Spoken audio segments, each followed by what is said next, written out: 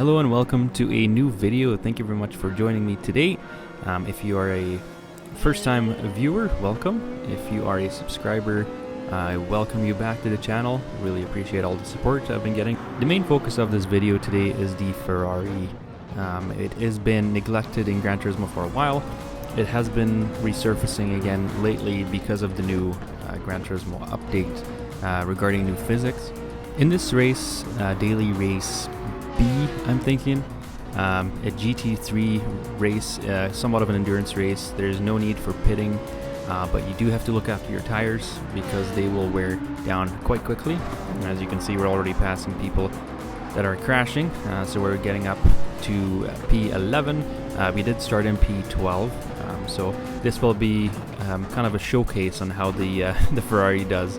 And we're going to pass a couple people that just decided to have a picnic on the side of the road, which is great for us. Gives us some track position. Up ahead, people are fighting. This guy has been really naughty. 5-second penalty. Or bumping, I would assume, or kicking all these other people out in that corner, guiding them towards the picnic table. We're going to pass that person. Did you see that move, by the way? Not sure if you saw that. Otherwise, rewind, because that was a good move. Pretty quick, that Supra, though. Even in a straight line. I'm just going to give the position back, and the BMW decides not to turn the signal lights on. Completely knocks me off track there. Just grinds me against the barrier, up in the grass, losing all the positions I've gained so far in lap 1. Good save, if I say so myself. I do want to say that this race was not the best race for me. It was not the cleanest, so I do apologize in advance if you see some naughtiness from me as well. I did try to keep it as clean as possible, but yeah. And we skip ahead to the next couple of corners. This is by far the worst corner on the whole track for me. I just cannot take any speed in that corner whatsoever, or I will lose the rear end on that car. One drawback of the Ferrari, it is still quite unstable, but it's a lot better than it was before. Anyways, now we bunch up again.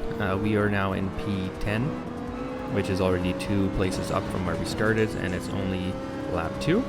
The car in front of us is starting to brake really weird. I'm not sure what the plan was there. I'm not sure if they were going to block me because they were coming up to the 1 second penalty mark. And we take P9 back to where we were supposed to be if the BMW didn't push me wide into the corner. And I'm also passing that one, so that was a double whammy on the straight. Now we're in P8, so let's keep going. And we're back at the corner of hell. Have a look behind me. See that I just got rear-ended by the lightning fast Supra. Just seems to be really quick on those corners, always. You'll have a reoccurring view of that Supra because it keeps up with me during the whole race mostly, and it will pass me every now and then I will pass it again, so keep an eye on that. Right now, attacking the Audi R8. Very nice sounding car. I like that car as well to drive. It was a little bit wide here. I'm not sure what the plan was. I think it just wanted me to have that spot. But because I had to take the shorter inside line, the Audi definitely got the better launch on the straight. I am trying to fake him into defending, which he kind of did. I was hoping to get a great exit, but it didn't work out, and I lost all that time again. I guess that's a little bit of a life lesson. Sometimes things just don't work out. And from here on, we're going to skip ahead to a part of the track where I go way too wide. You can see right now, way off the line, and I was just hoping not to get that penalty. I was just waiting for that to show up though, and it never showed up. So Gran Turismo was okay with me going super wide, and that's okay by me. I've been a lot closer to that line before, and they did give me a penalty, so I'm not sure what's up with that. Anyways, back to the corner of hell. Almost get taken out again by the slowness of my corner taking in that one. Right here I was feeling pretty confident that I could take this Audi. I've been behind it long enough now. Swoop to the left, the inside, and just not sticking it again. But this fight was definitely not over. I'm super close to the Audi right now. Definitely feeling the pressure of me being right on its tail. The Nissan says, "Thank you very much, I'll take that position." Thanks for leaving the door open, by the way. That was really nice of you. Kind of parked it in the corner a little bit, so now I lost all my speed too. This fight's definitely not over, but we are back in P9. Spoiler alert, we're not going to stay in P9. So let's talk a bit on why the car feels different. The Ferrari does feel different by quite a margin. So if you go on the website on Gran Turismo, it tells us about the car physics simulation model and assist settings changes. The suspension physics have been changed. It says the calculation model of the suspension geometry has been adjusted, and this will improve stability of the car orientation during braking and traction during acceleration, which is a big thing with the Ferrari because it always had issues getting on the power and kind of sliding away, so this will really improve that. Right now I want you to keep an eye on that Supra behind us. It's really going to send it in the corner as well. So let's get back to talking about the physics. It also mentions the dampening characteristics of the suspension has also been adjusted. This will definitely improve the stability of the car when driving over bumps and curbs, which is a main thing. Cars were kind of bouncy. The Ferrari was also very, very bouncy over curbs, especially when you hit one at a little bit of speed, it would just jump up in the air. Tire physics have been changed, so stability when turning in low-speed corners over curving has been improved. Tire heating and wear model has been optimized, whatever that means, and the aquaplaning effect on wet surfaces has been optimized as well. And for a brief moment we passed that Corvette.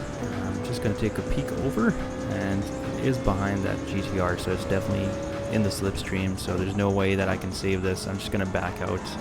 I don't want to ruin the race for the both of us. And there is a little bit of contact, but we do keep on driving. With the new update, I think the fan favorite is still the Porsche.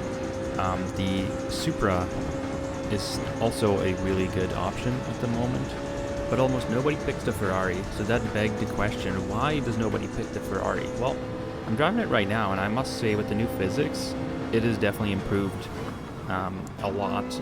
While I'm saying that, I get passed by the Supra. Wouldn't say that the Ferrari is the best car out there, not by a long shot. And right now you can see people in front of me here.